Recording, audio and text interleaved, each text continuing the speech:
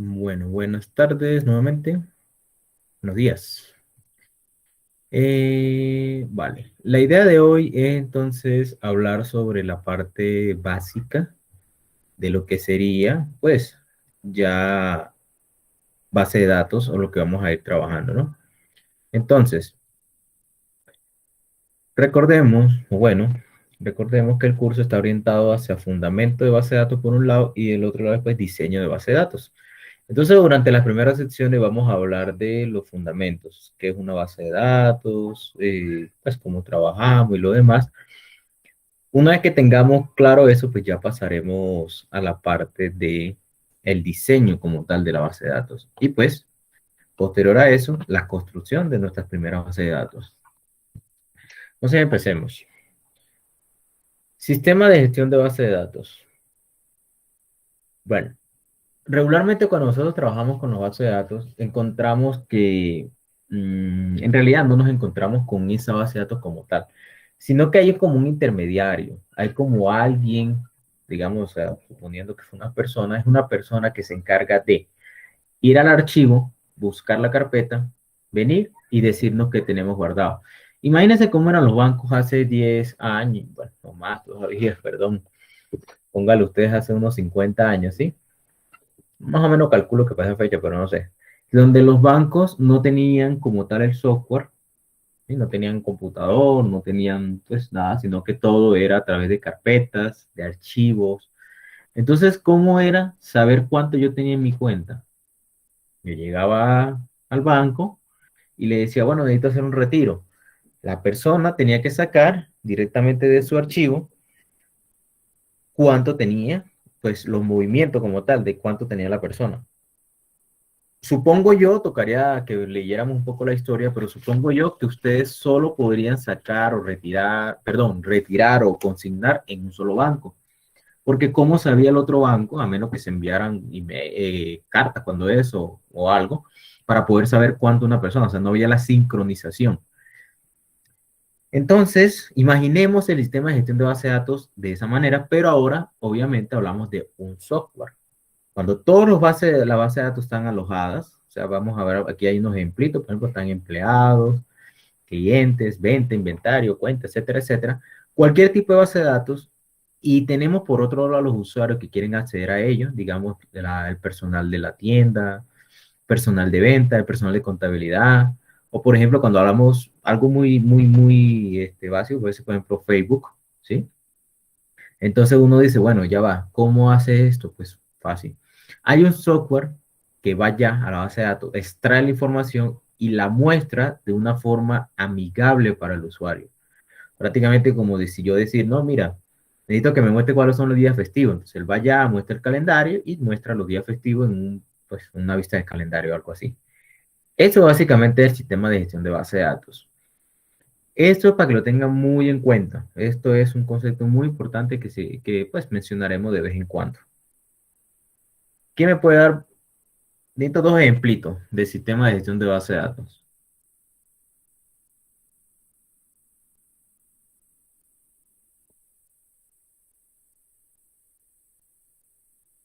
Hola. Pero, ¿qué dijo, profe? No lo entendí. Necesito un par de ejemplitos de sistema de gestión de base de datos. ¿Quién me puede decir?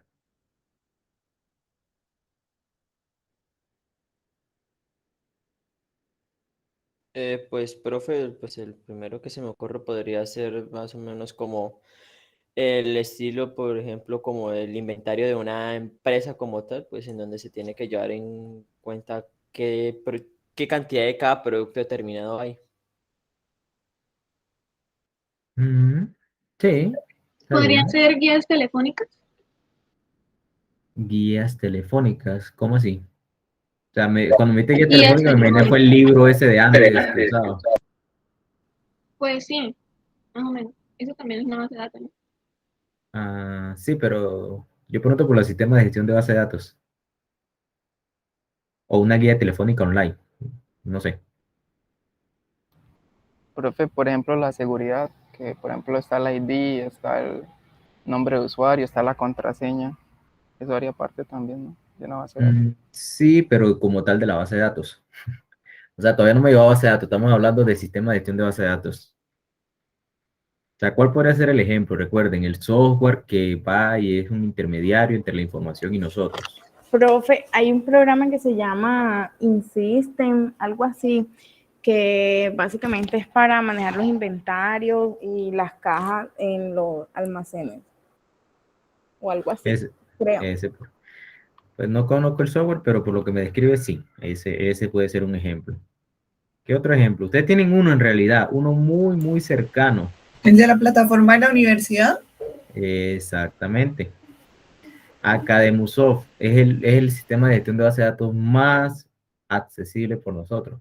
Aunque hay más, ¿no? O sea, si fuéramos general, si fuéramos la generalización de estos sistemas, uno en realidad usa esos sistemas para todo, para crear una transacción de bancaria, para revisar mis cuentas, bueno, etcétera, etcétera, ¿no? Todo eso se puede revisar. Ahora, hablemos de bases de datos. Ahora sí, vamos a hablar de eso. O sea, la guía telefónica es una base de datos, correcto. Iría más por este lado. Entonces, ¿qué es una base de datos? Así ya en contexto. Pues ya prácticamente lo dijimos en la anterior diapositiva. La base de datos es la forma en la que está almacenada la información. Ahorita con esta, pues, la nueva era tecnológica y todo el mundo, han, pues, tomado la iniciativa de llamar a Excel como una base de datos. Yo no lo considero, yo personalmente no considero que Excel sea una base de datos. Existirá la persona que digan que sí, pues, hay que respetar los puntos de vista, pero yo no lo considero base de datos. ¿Por qué? A medida que ustedes vayan viendo, eh, a medida que ustedes vayan viendo o conociendo sobre base de datos, se van a dar cuenta que para que Excel, un libro de Excel sea base de datos, le faltan cositas. Puede que tenga parte de ellas, o sea, por ejemplo, las hojas de cálculo pueden llevarse a ser, pues, parte de una base de datos, ¿no? Pero le hace falta cositas. Pero en su momento, yo me imagino que para final de semestre ustedes tendrán el criterio propio para decir si es una base de datos o no. Entonces, una base de datos, la información se encuentra almacenada, pero prácticamente nosotros hablamos de la estructura donde se almacena la información. O sea, básicamente es cómo nosotros almacenamos información.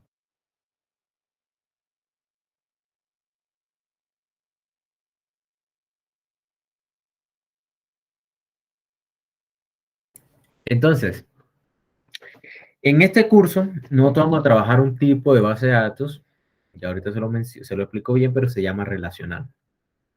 Entonces, aquí tiene que ver con, pues básicamente es cómo nosotros alojamos esa información. Tenemos diferentes ejemplos de base de datos. Por ejemplo, Academusoft maneja una base de datos similar a la que nos estamos pues, a aprender a desarrollar acá. Google tiene una base de datos, aunque es diferente. En su momento les mencionaré por qué es diferente. Facebook, Instagram tienen también base de datos diferentes. Los bancos tienen una base de datos similar a la que nos estamos a aprender acá. Entonces, como pueden ver, hay muchas cosas, o sea, mejor dicho, las bases de datos nos rodean. En esta era tecnológica, claro, ¿no? O sea, nosotros al usar un teléfono, al usar un computador, estamos utilizando base de datos, pues, a veces sin darnos cuenta. Entonces, pues es para tener en cuenta eso como tal. Ahora bien, bueno, sabiendo ya lo que es un sistema de gestión de base de datos y lo que es la base de datos, entonces empecemos a hablar sobre ese análisis. O sea, ¿para qué nosotros tenemos esos datos ahí?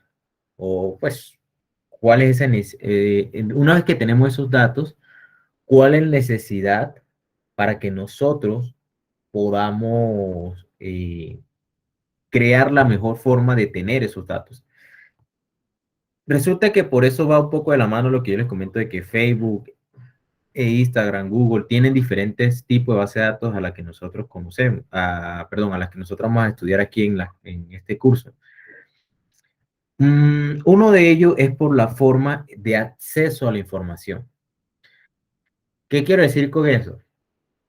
Es diferente hablar de una base de datos, por ejemplo, de banco o del Academusoft, donde ustedes solamente tienen por ejemplo, hablemos de un caso específico, las materias.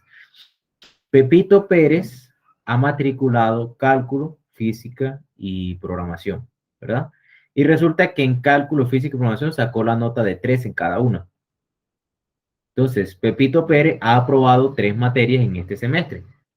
Ahí prácticamente estoy hablando de relación. Pepito con semestre, Pepito con materia, materia con nota. Pero es muy diferente cuando yo hablo, por ejemplo, en Facebook, que yo digo, no, Pepito Pérez ha hecho 100 publicaciones hoy. Luego mañana hace 100 publicaciones. Luego pasado mañana hace 100 publicaciones. En realidad, ¿qué estoy asociando yo? Pepito con publicación. Pero miren la diferencia. Anteriormente solo mencioné 3 materias.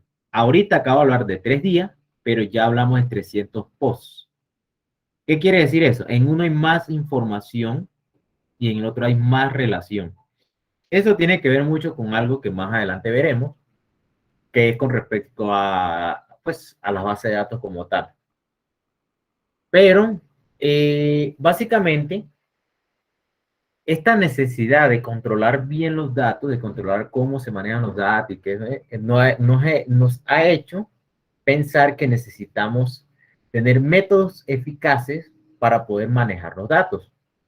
Es por ello que se definen niveles de abstracción, para poder saber cómo nosotros vamos a tomar uno de esos datos y lo vamos a implementar, bueno, mejor dicho, no implementar, perdón, a abstraer, que es buscar, ir a la información, tomarla, estructurarla y mostrárselo a un usuario. Entonces, ¿qué quiero decir con eso? Existen 3 niveles de abstracción. Vamos a empezar de abajo para arriba. Ya sé que aquí está así, pero pues eso sirve para cuando vayan a estudiar. Pero ahorita en la explicación empecemos de abajo hacia arriba. El nivel de vistas. Resulta que, por ejemplo, aquí nosotros hablamos de una forma muy simple de mostrar la información. Es decir, nosotros aquí solamente queremos extraer la información necesaria para el usuario, más nada. O sea, no queremos hacer cosas complicadas. Luego tenemos un nivel lógico.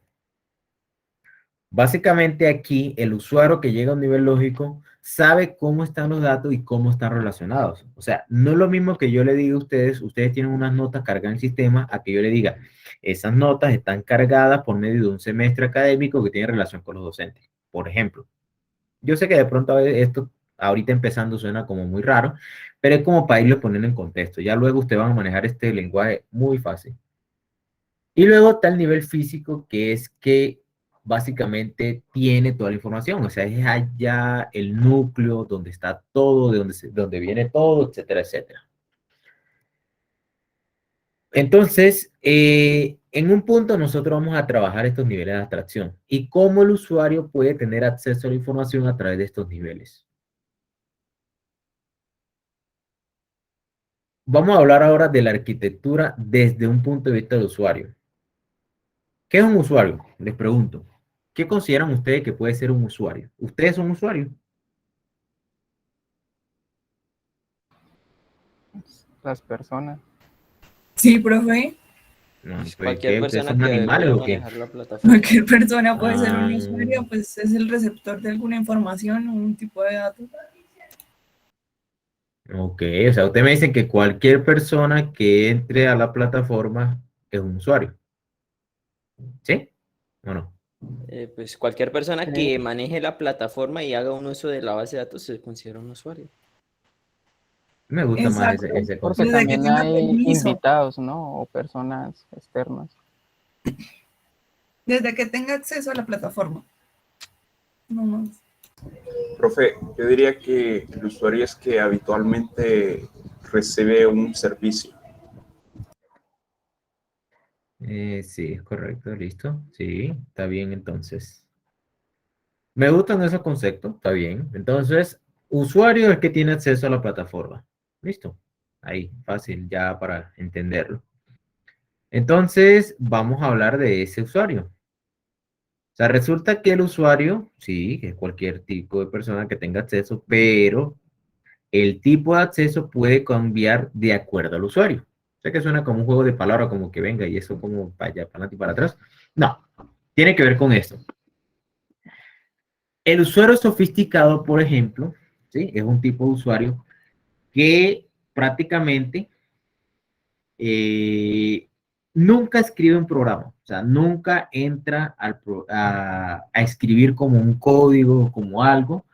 Sin embargo, pueden acceder a la información a través de lo que se llama un lenguaje de consultas. Ustedes, al finalizar el semestre, deberían estar como usuarios sofisticados, porque ustedes en realidad no van a entrar a la programación base de la base de datos, pero sí van a formular sus consultas a través de un lenguaje. ¿Qué son las consultas? Cuando hablamos de consultas, hablamos de la forma de extraer información, la forma de abstracción. O sea, vamos a la base de datos y buscamos, por ejemplo, cuáles son los estudiantes de este semestre académico de la materia de base de datos 1. Ahí vamos. Traemos todo y lo mostramos. Cuando hablamos, por ejemplo, de un lenguaje, es lo que comentamos nosotros. En este caso, vamos a trabajar con el lenguaje SQL para poder llevar la información. Pero eso no quiere decir que la base de datos por debajo esté toda conformada así, ¿no? Eso tiene, pues, esos lenguajes tienen sus secciones, la parte de interpretación y demás. Entonces, por debajo hay un código, hay estructura de datos y demás que, pues, nosotros no vamos a ver. Pero existen, por ejemplo, otro tipo de usuarios. Por ejemplo, los usuarios normales. Pues, básicamente, hay unos usuarios que crean unas aplicaciones. ¿Qué serían esas aplicaciones? Pues, por ejemplo, el botoncito para poder mostrar toda la información. Los usuarios normales son esos usuarios. Van allá y usan todos los botones, usan todas las imágenes y todo para poder extraer información, más nada. Y existe el programador de aplicaciones, que son los que programan, valga la redundancia, las aplicaciones para esos usuarios normales. O sea, el programador de aplicaciones son aquellos que construyen como tal el botoncito, la tabla, la imagen, todo para que el usuario normal tenga una vista amigable. Luego están los usuarios especializados, ¿sí? Básicamente, ya son los que vienen y van a trabajar todos los datos por debajo, ¿sí? Ya eso pues es un nivel bastante avanzado para poder trabajar sobre la base de datos. Bueno, ¿sí está claro esta partecita de los tipos de usuarios?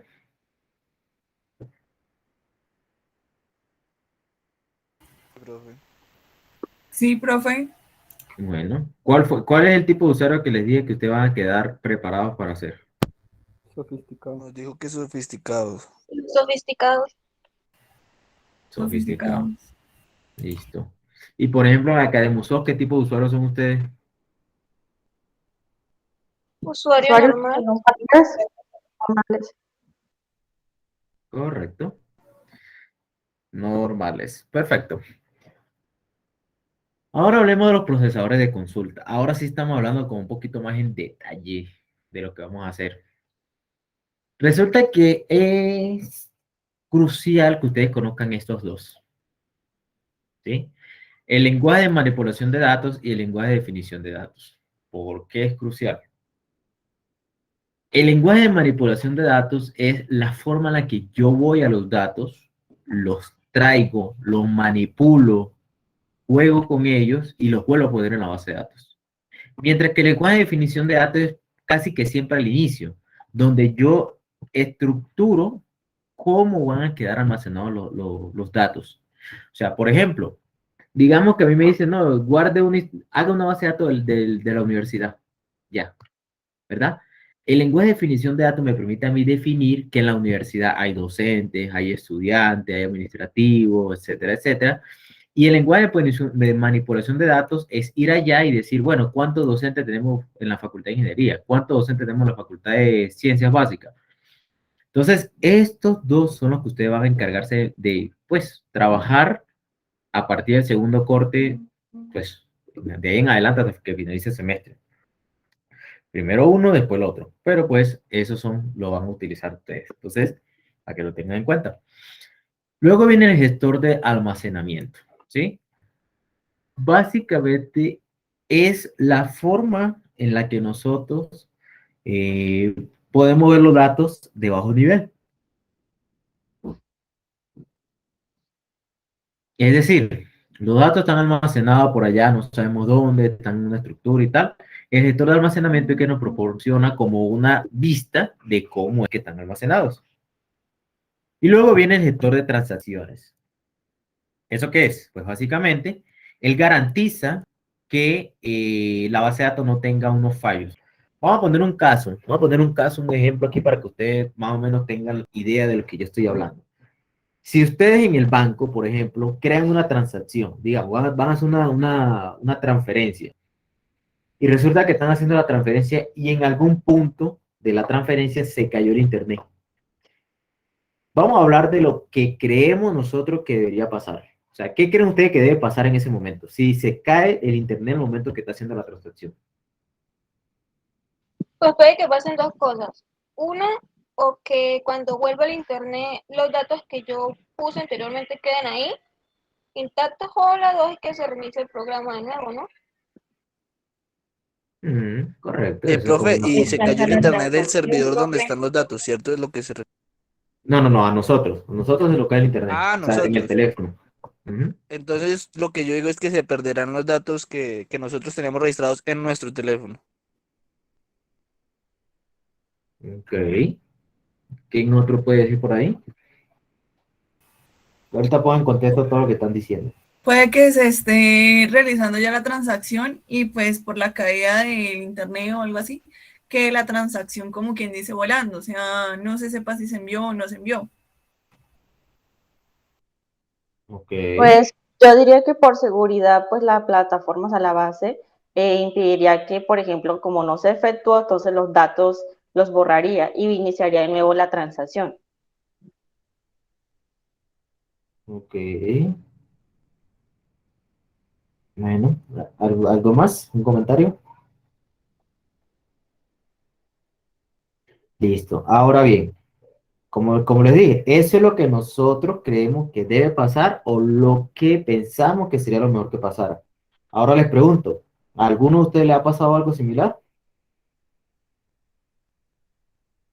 Sí, señor. Pues sí, profe, Y, cuando estoy y- haciendo algo en la aplicación de, por lo menos un ejemplo, una aplicación de ahorro a la mano, a veces el internet sí se me cae, o por lo menos pasa que estoy haciendo la transacción y me ocupé en algo, sí, y demora la transacción ahí quieta.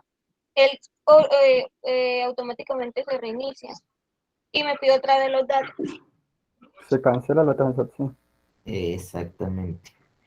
Entonces, alguno dijo por ahí que creía que sería mejor que se guardaran los datos y cuando llegara el internet se fuera. ¿Qué es lo que sucede ahí? ¿Dónde se guardan esos datos? Entonces, no, o sea, en algunos casos puede darse, por ejemplo, en Facebook. Yo recuerdo que en Facebook, por ejemplo, te van a hacer un post, si no estoy mal, y el post, no, si se cae el internet, el post no se hace, pero apenas llega el internet, ¡pum!, se va. ¿Por qué? Porque crea una persistencia de los datos local. Pero en este caso de las transacciones de banco, no se puede hacer eso. Porque, ¿qué pasa? Si un banco le hace persistencia a los datos y lo almacena, está manejando datos que son sensibles. Entonces, no es lo recomendable. Entonces, depende a la plataforma, depende del sistema de gestión de base de datos. Existe un gestor de transacciones que trabaja de una u otra forma. ¿Sí? Algunos, como ya dijeron, por seguridad, lo que hacen es no, rechaza completamente todo, chao, cuando llega el internet lo vuelves a hacer. U otros, lo que hacen es tomar la información, la dejan por ahí almacenadita, guardadita, llega el internet, entonces ahí sí lo envían. Entonces, si se dan cuenta que todo como que empieza a tomar sentido con respecto a nuestra vida diaria. O sea, miren que ya ustedes mismos lo dijeron, a mí me pasó, y pasó esto y esto, o sea, ya tuvieron una experiencia con eso. ¿Alguien por ahí va a decir algo?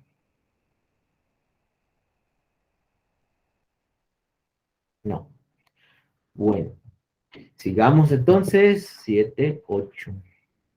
Entonces hablemos de la base de datos relacionales. Yo le he mencionado a ustedes, existen diferentes bases de datos. Vamos a mencionarlas así como a lo loco. Está la base de datos relacionales, están bases de datos no SQL y esas bases de datos no SQL son pues divididas en diferentes categorías. Por ejemplo, la base de datos orientada a documentos, base de datos orientada a grafos, base de datos orientada a esquemas, creo que es la palabra, no recuerdo ahorita la palabra. Base de datos orientada a redes, bueno, sí, puede ser. Bueno, entre otras, la verdad se me escapan ahorita los nombres, pero hay varias, hay como unos 7 categorías de esas, bueno, 7 tipos de base de datos no relacionales. Para que les quede un poquito claro, nosotros hemos trabajado base de datos relacionales que son similares a lo que utilizan los bancos, utiliza la biblioteca, utiliza la universidad, y lo que es Facebook Google, Instagram, dejan bases de datos no relacionales. El por qué lo sabremos cuando ya estemos empapados de esto, pero por ahora expliquemos qué es una base de datos relacional. Como yo le comentaba al principio, Excel, hay gente que lo considera base de datos, yo no.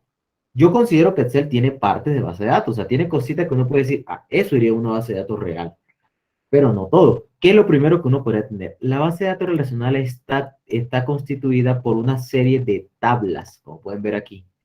Las tablas son los lugares donde se almacena la información de algo en específico, en este caso, de un libro. Bueno, de un libro no, perdón, de los libros, digamos, que hay en la biblioteca. ¿Eso qué quiere decir? Digamos que vamos a hacer una base de datos de una biblioteca, ¿verdad? Y resulta que uno identifica que necesita guardar la información de los libros, de los clientes que llegan a comprar o a prestar los libros, de los autores, de las salas, por ejemplo, no sé, cositas como tal. Entonces uno empieza a seccionar eso en lo que se llama entidades, que ahorita le explico bien, y uno dice, bueno, ok, para el libro tengo que crear una tablita. Entonces vengo a Excel y creo una hoja de Excel. Pácata. Creo su encabezado, que en base de datos se llaman los campos o atributos. Entonces coloco el código, el título, autor y área. Y luego empiezo a agregar uno por uno los libros que tengo en mi biblioteca, que se va a llamar ahora tuplas o registros. Regularmente me escuché diciendo registros. Entonces, hago un registro de cada uno de los libros que tengo en mi biblioteca. ¿Cómo se ve la base de datos? En la base de datos se ve como una tabla de esta forma. O sea, en realidad yo lo que estoy pasando es en una tabla toda la información de todos los libros. Y después viene lo que es la relación y es comunicar tablas con otras tablas. Entonces, aquí, pues una visualización de qué es lo que nosotros vamos a trabajar o cómo vamos a empezar a trabajar base de datos. ¿Listo? ¿Sí está claro? ¿Pregunta? Sí, profe. Todo bien, profe. ¿Listo? Bueno. Vamos a ver cuáles son algunas ventajas, ¿no? Porque algunos dirán, pero ¿y por qué trabajamos la base de datos que utiliza la universidad si yo quiero aprender en la base de datos de Google o de Facebook? Pues sí, es válido. Y si alcanzara el tiempo, a mí me gustaría darle ese tipo de base de datos, por lo menos un ejemplito básico. Pero bueno, vamos a trabajar por ahora base de datos relacionales con las ventajas que trae eso. Una primera ventaja, básicamente, en algunos otros sistemas, uno se va directamente a los conjuntos de los datos guardados, como sucede en Facebook. O sea, yo voy a revisar, por ejemplo, qué dicen las personas hoy sobre, no sé, digamos, sobre el meteorito, el supuesto meteorito que cayó en Barranquilla. algo chistoso, es algo chistoso. Entonces uno lo que normalmente entra es a buscar toda la información para poder analizarlo. Acá no, acá uno se va directamente a las tablas y encuentra información por cada una de las tablas. O sea, más concreto. Resulta que si uno quiere realizar consulta, ¿alguien me recuerda qué es la consulta?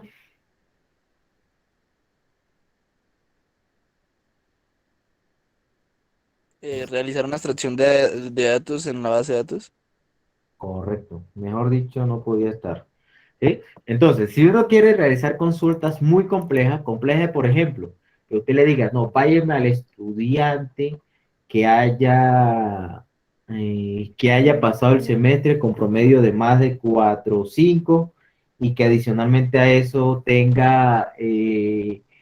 no haya cancelado nunca materia y que adicionalmente eso haya entrado con 16 años a la universidad y que adicionalmente eso viva solo. ¿Qué pasa ahí? Se está volviendo una consulta muy compleja, pero la podemos hacer al tener varias tablas y la tabla segmentada se puede hacer de forma muy simple, ya ustedes lo van a ver. Y luego son fáciles de utilizar. Resulta que esto es fácil de utilizar, ¿por qué? Resulta que ustedes ya tienen en su cabeza Excel. Tal vez no lo sepan utilizar, pero por lo menos han visto Excel. Entonces, eso hace que sea fácil la comprensión y la utilización de esas bases de datos.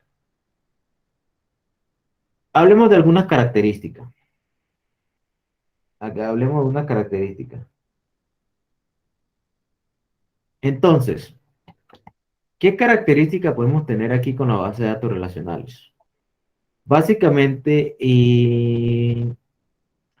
por ejemplo, si ustedes van a guardar en una tabla, ¿verdad? Como esta que está por acá arriba, perdón, me devuelvo un momentico.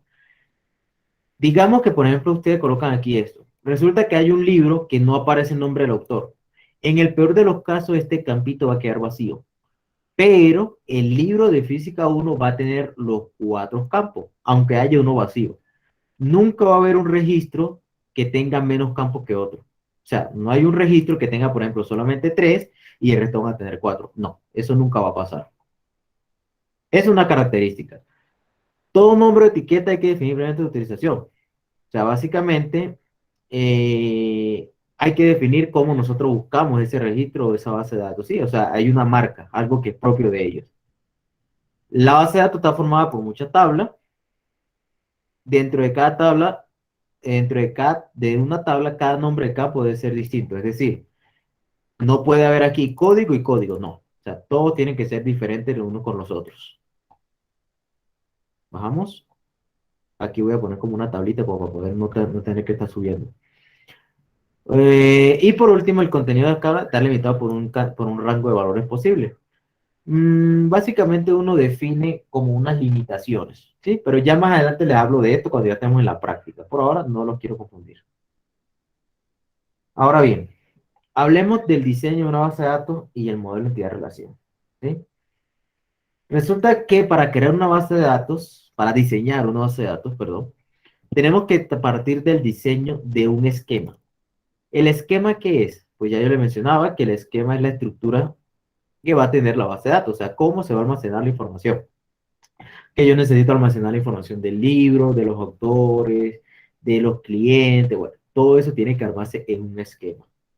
Luego se tienen que armar los programas que van a manipular esos datos.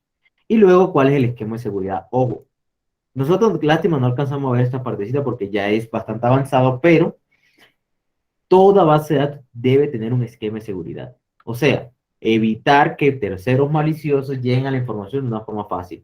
No decir que imposible, porque siempre hay forma y pues hay que meterle mucho protocolo de seguridad para evitar que alguien entre así, pero siempre hay que hacérsela difícil, ¿no? Nosotros en este curso vamos a llegar aquí. Vamos a crear el esquema de una base de datos bien creadito, luego la construimos y la dejamos funcionando. Esto, muchachos, esto va a ser el pan de cada día mientras estamos creando el esquema. Hay que evitar la redundancia y la incompletitud. Resulta que si ustedes crean una base de datos redundante, o sea, le crean redundancia, ¿qué es lo que sucede? Ustedes pueden tener información regada por todos lados, ¿sí? O sea, ustedes pueden tener, por ejemplo, no, mi edad es, por ejemplo, 30 años, y ustedes empiezan ustedes a colocar la edad de Pepito, 30 años, la edad de Pepito, 30 años, la edad de Pepito, 30 años. Esa redundancia hace que la base de datos se sobrecargue con información innecesaria. Eso es un peligro. Y la incompletitud es, por ejemplo, que usted diga, no, yo voy a guardar toda la información de un banco. Y resulta que se me olvidó guardar una tabla que guardara los clientes. Vamos a un caso extremo, ¿no? Ahí en ese momento ustedes cometieron una incompletitud y una incompletitud grande. Entonces hay que tener cuidado con esto. Entonces estas son dos cositas que se van a evaluar bastante al momento de estar diseñando la base de datos. O sea, tenemos que ser muy cautelosos al momento de evitar estos dos peligros. Ya en su momento vamos a ir mirándolo uno por uno y cómo se van evitando y todo lo demás, pero pues para que lo tengan en cuenta. Estas anotaciones no van a demorar mucho por aquí. Necesito que por favor ustedes revisen la diapositiva. Pues básicamente son notaciones que vamos a ir usando, ¿sí? Para entidades, ya les explico que es una entidad, relaciones y atributos, ¿sí? Ya en su momento, pues ahorita les explico qué es cada uno de esos, pero tengan en cuenta todas estas porque las vamos a estar utilizando, ¿listo? Ahora hablemos de una entidad. La entidad es sencillo. La entidad es el objeto más importante que puedo tener en un análisis que estoy haciendo. Es decir, si vamos a hablar de la biblioteca, el libro es una entidad. ¿Por qué? ¿Cómo definimos nosotros una entidad? Primero se puede describir a través de ciertos atributos. El atributo es, por ejemplo, cómo nosotros damos característica a esa entidad. Por ejemplo, un libro tiene atributos como, por ejemplo, el año de publicación, el nombre del libro, el autor, etcétera, etcétera. Una persona tiene la edad, el nombre, el apellido, la cédula, etcétera, etcétera. Entonces, para nosotros poder definir una entidad, tiene que tener esos casos. O sea, básicamente, cómo nosotros describimos a una entidad. Se puede describir si hay atributos y demás, pues fácilmente es una entidad. ¿Sí está claro esta partecita aquí? Necesito esto que lo tengan bien en cuenta porque lo vamos a estar utilizando ahora en adelante muchas veces. ¿Sí? ¿No? Tal vez. Sí, profe. Profe, ¿a Ok. mí me podría volver a repetir, por favor, que no me quedó claro? Vale. Cuando nosotros estamos analizando el contexto de un problema de base de datos, caramba, dale un minutico, por favor.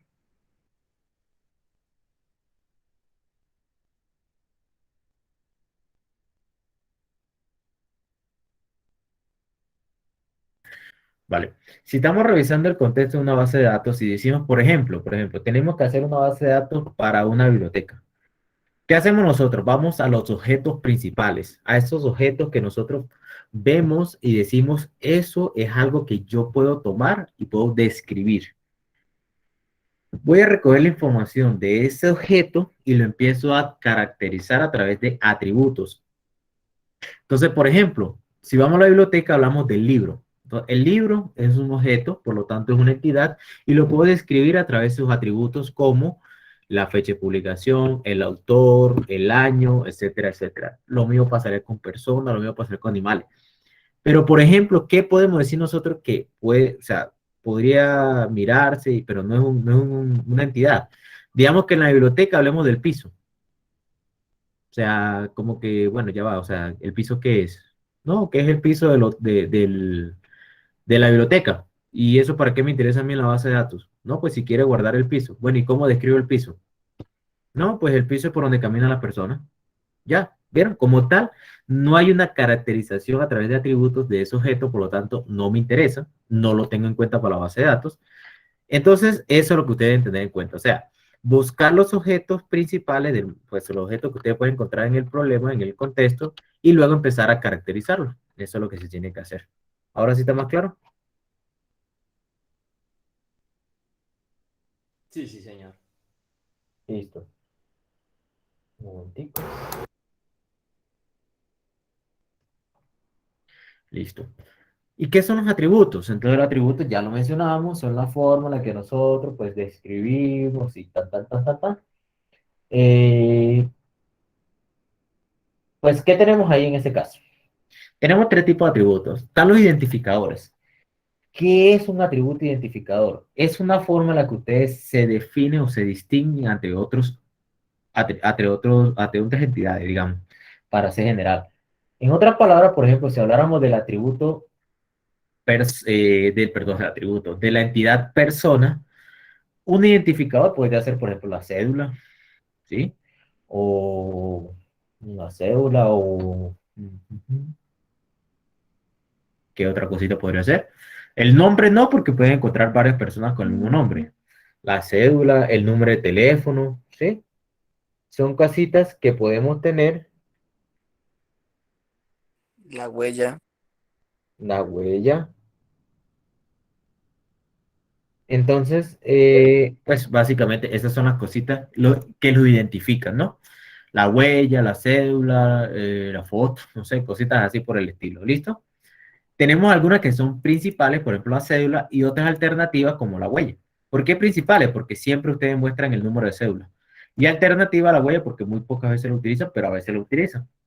Tenemos descriptores, ahí entraría lo del nombre, la edad, el sexo, entre otras cosas. Y luego tenemos las interrelaciones. ¿Qué son las interrelaciones? Pues básicamente es cómo nos asociamos entre entidades. O sea, básicamente es cómo la persona está asociada, por ejemplo, en la biblioteca, cómo el libro está asociado con el autor o cómo está asociado con el cliente. Eso es básicamente lo que es la interrelación. ¿Listo? Entonces, estos son los tipos de atributos. También lo vamos a estar utilizando mucho, mucho, mucho. Sigamos. Luego viene cardinalidades. Resulta que para las relaciones que existen entre las entidades no es solamente saber que hay una relación y ya. No, hay que también darle como un principio que es definir cuál depende de cuál y cómo es esa dependencia. Entonces existen tres tipos de cardinalidades. 1, 1, Uno a muchos y muchos a muchos. Esto se lo explico con el siguiente dibujito. En la cardinalidad 1 a 1 es, por ejemplo, yo, como una entidad X, me asocio con esta entidad una sola vez. Vamos a poner un caso aquí. Bueno, yo a veces pongo un caso bastante chistoso, pero para un video que va a quedar en YouTube no me parece muy conveniente. Eh, Vamos a poner un caso aquí. Vamos a poner un caso, por ejemplo. No, Profe, la pero verdad. dígalo. No, eso no lo voy a decir aquí. Mm, A ver, digamos, por ejemplo, no, porque iba a decir de mamá e hijo, pero pues tocaría. Bueno, sí, vamos a hacer una cosa. Vamos a poner el caso de mamá con hijo, ¿verdad? Resulta que, por ejemplo, si esta es la entidad de mamá, supone un caso, ¿no? Entidad de mamá, y esta es la entidad de hijo. Si el hijo es único, entonces, ¿qué pasaría? La mamá solo tiene un hijo y el hijo solo tiene una mamá. Si el hijo es único. Se da el caso de que el hijo no es único, entonces tenemos una relación de uno a muchos. Una mamá puede tener muchos hijos y un hijo puede tener una sola mamá. Y si tenemos el caso de que, por ejemplo, por alguna razón, no sé, digamos que al niño no lo crió la misma señora o como sea, entonces se puede dar el caso muchos a muchos. Y es que una mamá puede tener muchos hijos y un hijo puede tener varias mamás. ¿Listo? Estos son los tres tipos de casos. ¿Sí queda un poquito acorde el ejemplo? Sí, profe, quedó bien explicado. Bueno, si quieren ahorita les echo el cuento cómo es que es en realidad para que se ría un poco del ejemplo que yo pongo. Entonces, y ahora vamos a hablar de los pasos para la resolución de problemas. Cuando nosotros nos damos un problema de base de datos, nos dicen, mira, dame una base de datos para este hotel, para esta casa, para este negocio, para este banco, etcétera, etcétera. Estos son 5 de los pasos que se tienen en cuenta. Obviamente esto es una metodología, ¿sí? Pero pues es una metodología bastante aceptada para los desarrolladores, para los diseñadores de base de datos. Primero identificamos las entidades, o sea, cuáles son los objetos que necesitamos darle como esa especificación. Luego representamos todas las relaciones entre entidades, teniendo en cuenta las interrelaciones y las cardinalidades. Sacamos una versión preliminar. Analizamos redundancia, los principales peligros que les comentaba. Si está todo bien, entonces sacamos el esquema final. Si hay que eliminar algo, lo que sea, eso lo hacemos en estos dos pasitos. Y ya luego, pues, sacamos el esquema final. Son 5 simples pasitos, pero ya se dan cuenta que eso dice mucho y tiene que ver mucho. Bueno, ¿alguna pregunta?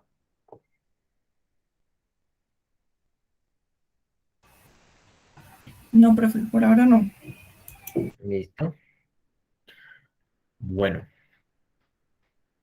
eso fue todo, muchachos. Eso fue la parte de fundamentos de base de datos. ¿Alguna pregunta sobre todo lo que vimos o algo? No, señor. No, profe, de mi parte ninguna. No, señor. Vale, paremos el video por acá.